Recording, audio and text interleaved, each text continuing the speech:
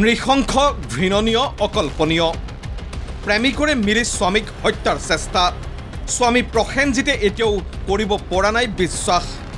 নাই মই এটো বিশ্বাসই নকৰো মোৰ মাইকী মানুহ যেন 15000 টকা দিছে দি পেলাই মোক মাৰিবৰ কাৰণে আৰক্ষীৰ জালত পৰকীয়া প্ৰেমিক অভিযন্তা পলাতক দুই হত্যাৰ ঠিকাদাৰ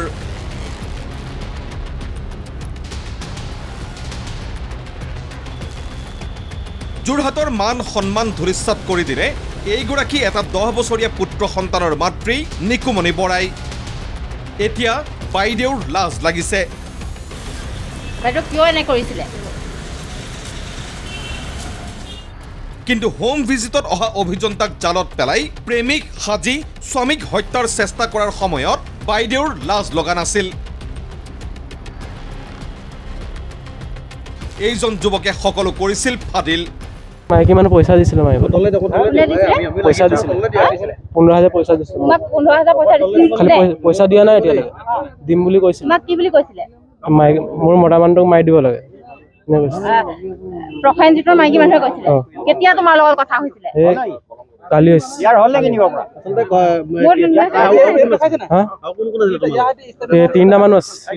এই সঞ্জীৱনী ওচৰত আছে এই বুঢ়াৰে থাকে সঞ্জীৱনী তাতে পইচা নাই দিয়া 15000 টকা কৈছিল তোমাক 15000 টকা পাতিছিলে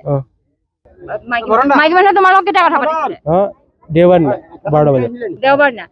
ফোন যোগে কথা পাতিছিলে না লগ পাই কথা পতা হৈছিল মোক ফোন যোগাৰ দেখি মোক মাতিছিলে ফোন যোগে পাতিছিলে লগ ক'ত কৰিছিলেগে আপোনালোকে এই সঞ্জীৱনী ওচৰত লগ কৰিলে তাৰ পৰা এই সমগ্ৰ প্ল্যানটো আপুনি তেতিয়া বনালে নাই হি বনাইছিল কোনে বনালে তে মাইকী মানুহ কৈছিল মই গলে কৈ থাকিম লগে লগে ফেটি খাপৰূপী নিকুমণি বৰাক আটক কৰে আৰক্ষীয়ে প্ৰথমে আটক তাৰ পিছত গ্ৰেপ্তাৰ অভিযন্তাৰ প্ৰেমত মছগুল নিকুমণি কৰ্তব্য সূত্ৰে এইজন প্ৰসেনজিত থাকে বহিৰাজ্যত এতিয়া স্বাস্থ্যজনিত কাৰণত আহিছে ঘৰলৈ প্ৰসেনজিতৰ অনুপস্থিতিত ঘৰ নিৰ্মাণৰ বাবে যাৱতীয় অনুমতি প্ৰদানৰ বাবে পৌৰ প্ৰশাসনৰ কাষ চাপিছিল নিকুমণি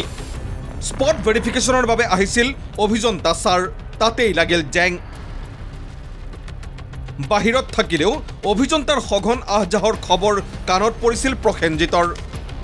আৰু তেখেতে মই বাহিৰত থাকোঁ গোৱাত টকা লগে লগে ধৰক সেইটো সুবিধা তেখেতে কি কৰিছে মইতো গম পোৱা নাছিলোঁ ধৰক তেখেতে মানে ঘৰৰ পাৰ্মিশ্যন উলিয়াইছিলে উলিওৱাৰ লগে লগে তেখেত মানে মোবাইলে মোৰ মানে বেলেগেও মোক ফোন কৰি কৈছিলে যে তেখেত আহিছে বুলি তাৰপৰা মই তেতিয়া একো নাই কোৱা মই যে বয়সস্থ মানুহজন আহিছে মই এনেকৈ ভাবিলোঁ আৰু কিন্তু প্ৰসেনজিতে কল্পনাও কৰিব পৰা নাছিল যে দিখৌ নদীৰ জলগভীৰতাত সুত বহু বেছি বুলি বেমাৰৰ চিকিৎসা চলি থকা বাবে প্ৰসেনজিত ঘৰতেই আছিল দুই প্ৰেমিক প্ৰেমিকাই কৰিলে পৰিকল্পনা কাৰ্যকৰী কৰাৰ দায়িত্ব দিলে এজন বিশ্বস্ত লোকক 50000 টকাত দৰদাম ঠিকাদাৰৰ বিচাৰি আনিলে হত্যাৰ ঠিকা লোৱা এইজন মহেন নায়কক মহেনে 5000 টকাত বাইক আনিলে ভাড়াত সেই বাইকতেই ঘৰৰ কাঁচিখন লৈ আহিছিল যুদ্ধ জয় কৰিবলৈ সকলো জল পটপট কিন্তু বিশ্বাস কৰিব পৰা নাই প্ৰসেনজিতে মোৰ পত্নীয়ে নোৱাৰে এনে কাম কৰিব এয়া মুকুল চেতিয়াৰহে পৰিকল্পনা মই এটো বিশ্বাসই নকৰো মোৰ মাইকী মানুহ যেন 15000 টকা দিছে দি পেলাই মোক মাৰিবৰ কাৰণে যিটো মই আজিলৈকে ঘৰত কোনো কাজিয়া পচাল নাই একো প্ৰব্লেম হোৱা নাই আৰু তাত মই তেনেকৈ কম মোৰ মাইকী মানুহ মোক মাৰিবলৈ পইচা দিছে বুলি এতিয়া মুকুল চেতিয়া মানে মানুহজন যিজন তেখেতে মানে এইটো কৰিছে বুলি মই ভাবিলোঁ প্ৰেমিকাক অন্ধকাৰত ৰাখি মুকুল চেতিয়াই ৰচিছিল নেকি সকলো চক্ৰান্ত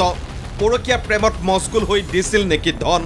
ডিঙি ৰেপি হত্যা কৰি আঁতৰাব বিচাৰিছিল নেকি বাটৰ কাইট নে এপাত তাল নবজাৰ দৰেই দুয়ো লগ লাগি ৰচিছিল সকলো নাটক কিছু সময়ৰ পিছতেই ফাদিল হ'ব সকলো যোৰহাটৰ পৰা প্ৰিয়ংকা সেনাপতিৰ সহযোগত ব্যুৰো ৰিপৰ্ট ND24